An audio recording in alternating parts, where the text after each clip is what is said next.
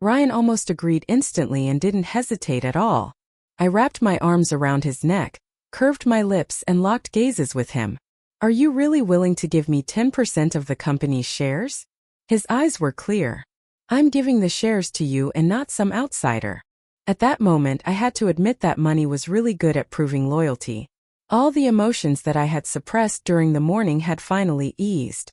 As if trying to prove something, I asked with a smile, "What about Jessica? Are you willing to give her shares?" He fell silent for a moment and then gave me a definite answer. No. Seriously. Seriously. All I can give her is the director's position. Ryan pulled me into his arms and said in a warm and gentle voice, "I'll get Gary to bring the share transfer agreement in the afternoon. From today onwards, you're one of the Frost Group's shareholders. Everyone else will be working for you." "What about you?" I asked with a smile since I was in a better mood. He cocked his brows. "What? Are you working for me?" "Of course." He smiled and rubbed my head. He then leaned in and whispered in my ear, "I'm at your service both in and out of bed." I blushed at those words and then glared at him. This was what Ryan was like. He looked like a serious man, cold and distant, but his words could make someone blush easily. Seeing that my mood had improved, he looked at his watch. "I've got a meeting to go to. It's the weekend tomorrow. Let's head back to the Frost family's residence tonight and have dinner with Grandpa. I'll wait for you in the car park." Okay. I obviously wasn't going to refuse. I gave it some thought and made a decision. "Honey, I have a surprise for you tonight."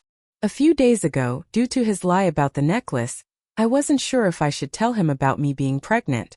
But now that he could tell the difference in importance between me and Jessica, I felt that I shouldn't keep such a matter a secret anymore. What surprise? Ryan was very curious and wanted to know the answer right away. "I'll tell you when I get off work." I went on my tiptoes and kissed him on the lips. After doing so, I went back to work and didn't talk to him anymore. After Ryan had left, I focused my attention on the designs.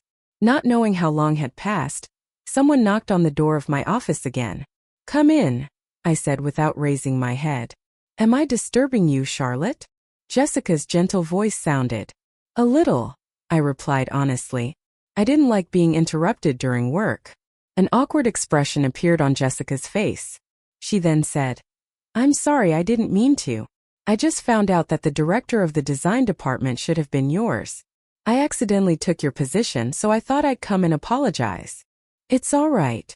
Ryan had already made up for it.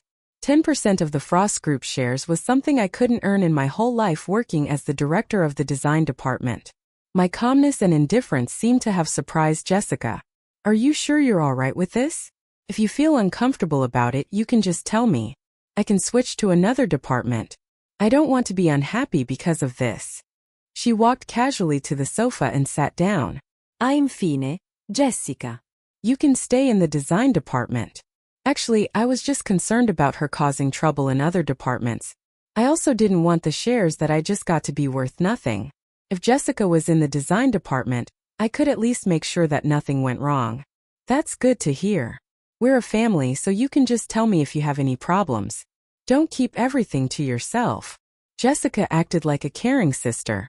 She caressed her hair and said in a soft voice, "Ryan already said that I could choose any position in the company anyway. He felt that I hadn't worked for so long, so it doesn't really matter which department I go to. It's all the same anyway." I wondered if I was too sensitive or something, but her words made me feel very uncomfortable. Jessica made it sound like she was the one closest to Ryan and she was his wife. "Ms. Wilson." Gary saw the door to my office was open, so he knocked and walked in straight after. He then passed the agreement to me. "There are 2 copies. You can check it and sign it if there aren't any problems.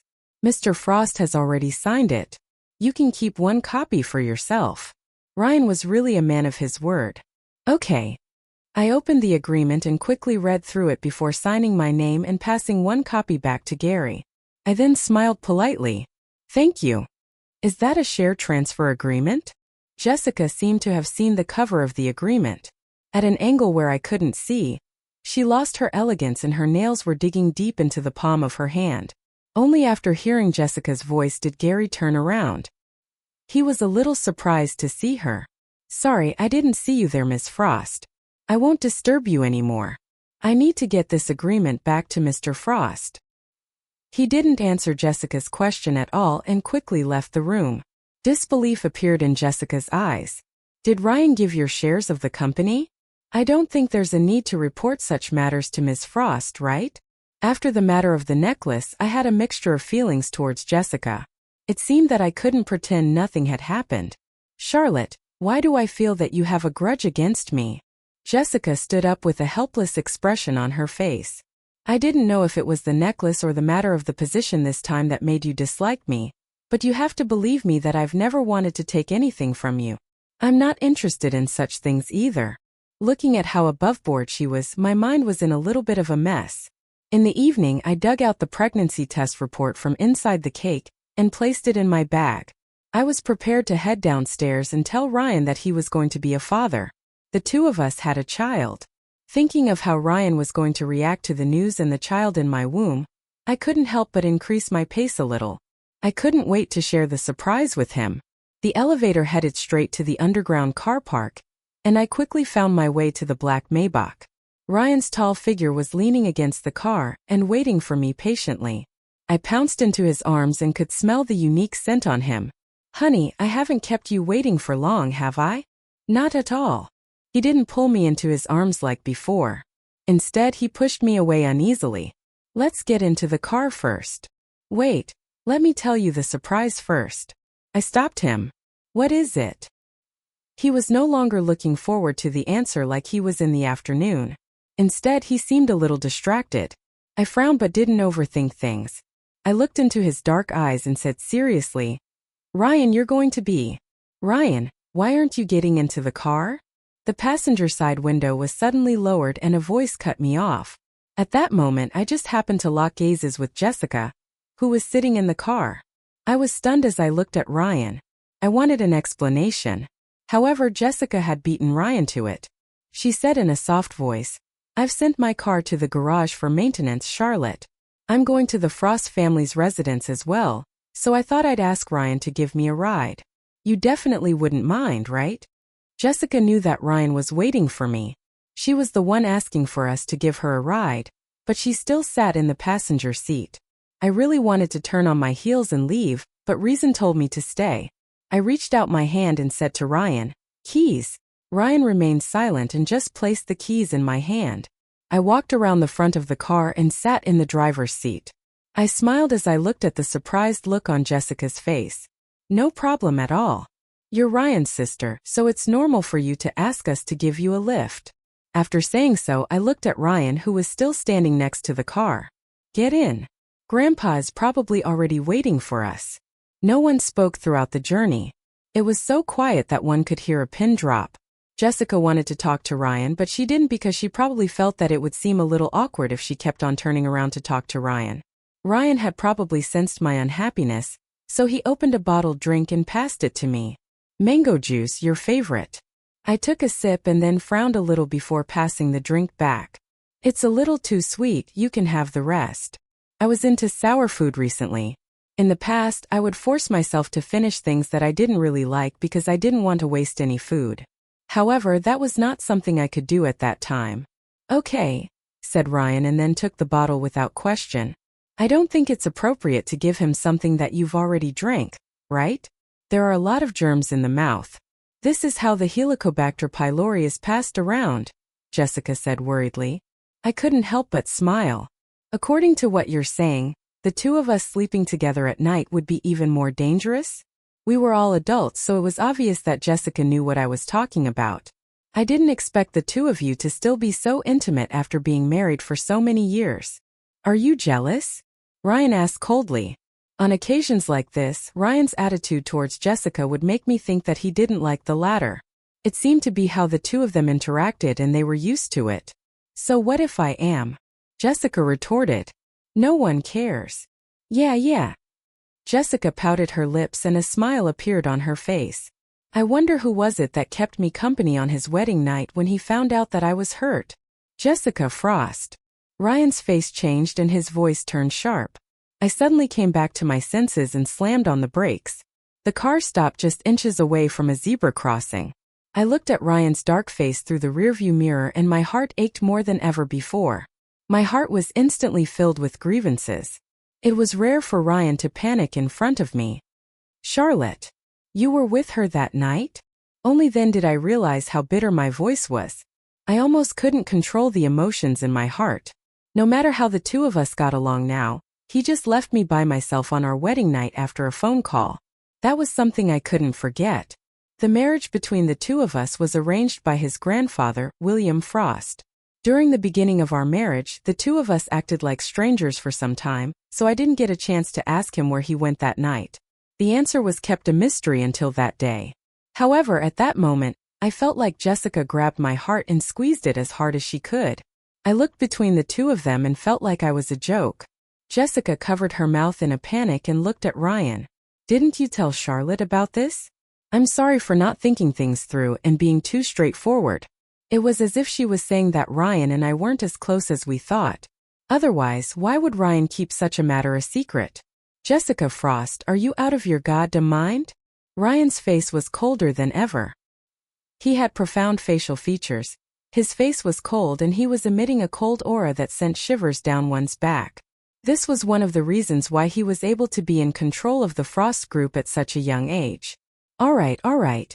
I'm sorry. How could I have known that you didn't tell her about this matter? Jessica quickly apologized. Her voice was innocent but intimate. She seemed to know that Ryan couldn't do anything to her. A familiar ringtone suddenly sounded. Give it to me. I reached out and told Ryan to give me my phone back. I answered the call and then calmed myself down a little. Grandpa, are you on your way yet, Charlotte? I was already planning on getting out of the car and leaving, but my heart softened when I heard William's voice. We're almost there, Grandpa. It's quite windy today, so you don't need to wait for us in the courtyard. Everyone said that William was strict, old-fashioned, and acted on his own thoughts, but I felt that if my grandfather was still alive, he would only probably treat me just as well as William. It was early autumn, so the time of day was getting shorter. When the car arrived at the Frost family's residence, it was already dark. There were lamps around the courtyard to light the path. I parked the car, took my bag, and got out of the car. I had asked William to not wait for us in the courtyard, but he did anyway. I could still hide my emotions on the phone, but William could immediately tell that something was wrong when he saw me. Did Ryan bully you again? William sounded like he was going to give Ryan a beating for me. No, not at all. I didn't want William to be worried, so I quickly dragged him back into the house. It's quite windy outside. I hope you won't get a headache from it. I was trying to cover for Ryan, but when William saw Ryan and Jessica getting out of the car together, his face still darkened. Uncle Luke and his family were also present, so William didn't lose his temper. My father-in-law John was very happy to see Ryan. Ryan, I've heard that Jessica has gone to work at your company, right? You need to take care of her to make up for what you owe Lauren. Due to the fact that we were having a family meal, I pretended to not hear those words and just carried on eating. Ryan looked at me and then said indifferently, I know what I'm doing. Charlotte, you have to take care of Jessica with Ryan as well, said John as he turned to look at me. He wasn't going to let Jessica suffer any grievances in the company. I took a sip of my drink and said calmly, Don't worry. Jessica's now my superior. I probably need her to take care of me. As soon as I said those words, everyone around the table had different looks on their faces. Charlotte, I've already told you that I could give you the director's position at any moment if you're not happy with me being the director. Jessica made herself sound mature and generous. In comparison, I seemed to be a little immature and overbearing. William slammed the glass in his hand on the table. It was obvious that he was angry. His voice was sharp as well. Give? That position belonged to Charlotte in the first place. Don't you know your place?